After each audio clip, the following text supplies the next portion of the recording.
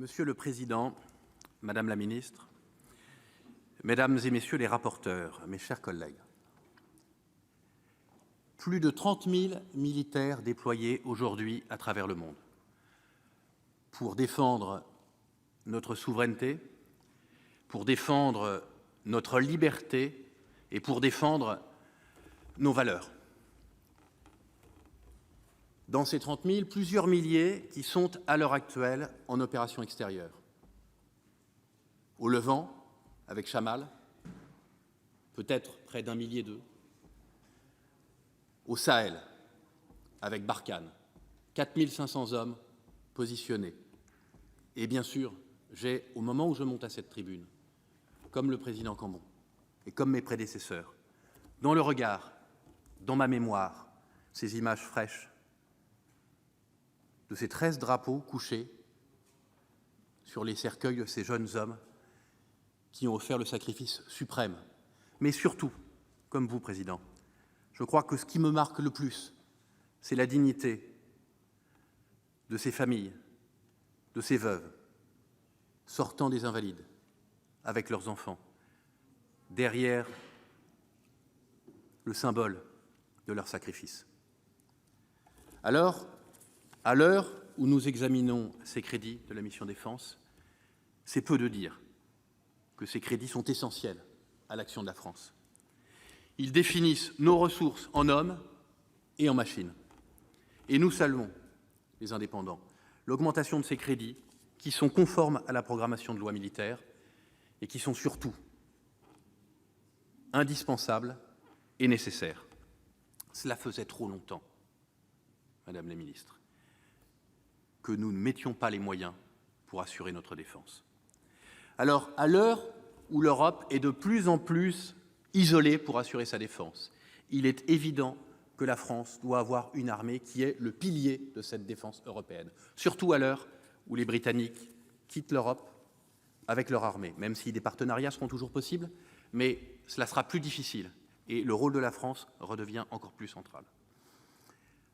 Alors même que c'est aujourd'hui, avec une Europe et une France isolées, avec un allié américain qui nous fait de plus en plus défaut, il est primordial que nous construisions une Europe de la défense et surtout une autonomie stratégique européenne. Et je sais que c'est un combat de longue haleine et qu'il faudra mettre du temps pour convaincre certains de nos alliés qui n'attendent qu'une seule chose, c'est le départ de Donald Trump pour mettre sous le tapis cette Europe de la défense que nous avons peut-être dans les mois à venir la possibilité de construire.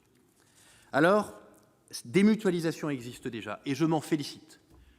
Tous les programmes ont déjà été rappelés, donc je ne reviens pas sur les efforts de mutualisation avec nos partenaires européens que nous avons remplis. Je pense bien sûr à la frégate européenne multimission, la FREMM. Je pense aussi au Tigre, je pense à nos missiles que nous construisons grâce à notre coopération avec les Britanniques.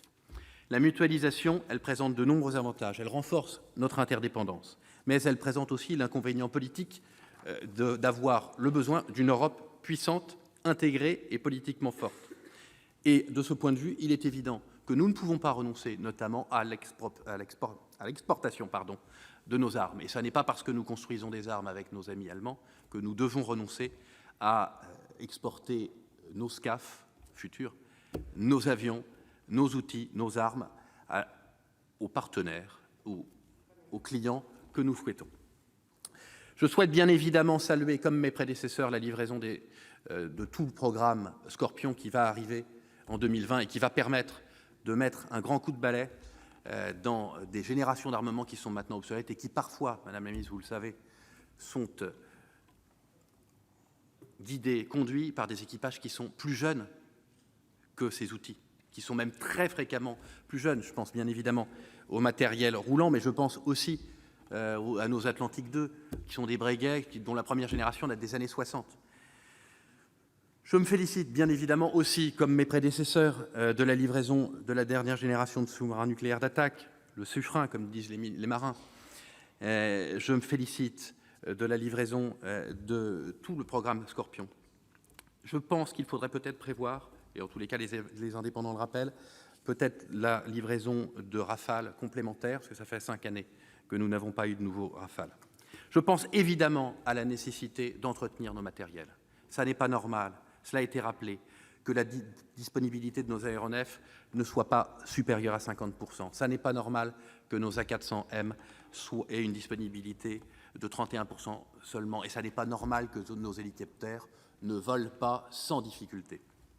Je pense aussi au plan famille et au moral de nos troupes, parce qu'il y a les matériels, mais il y a aussi les hommes. Et je salue le plan famille que vous avez mis en place. Je salue l'ouverture de 300 postes, notamment dans le renseignement et la cyberdéfense. Et je rappelle l'immense défi RH que vous avez devant vous et que nos marins, nos aviateurs particulièrement, mais les terriens également, nous rappellent régulièrement avec la sous-consommation des crédits. Et cela doit vous interpeller sur la politique RH que vous devez mener pour attirer à vous, à nous, pour la défense de la France, les jeunes générations. Alors, en conclusion, mes chers collègues, je voudrais rappeler que la France a su conserver une armée complète, entraînée et aguerrie, capable d'intervenir sur tous les terrains du monde. À l'heure où notre allié américain est de moins en moins fiable, à l'heure où les Chinois produisent en 4 ans l'équivalent de notre marine nationale, tous les 4 ans. Alors cette armée permet à la France d'occuper son rang de grande puissance, mais surtout, elle garantit, mes chers collègues, notre souveraineté nationale et notre liberté. C'est la raison pour laquelle le groupe Les Indépendants votera ces crédits. Merci, cher collègue. La parole est à monsieur Ronan Le Gleut pour le groupe Les Républicains pour 7 minutes.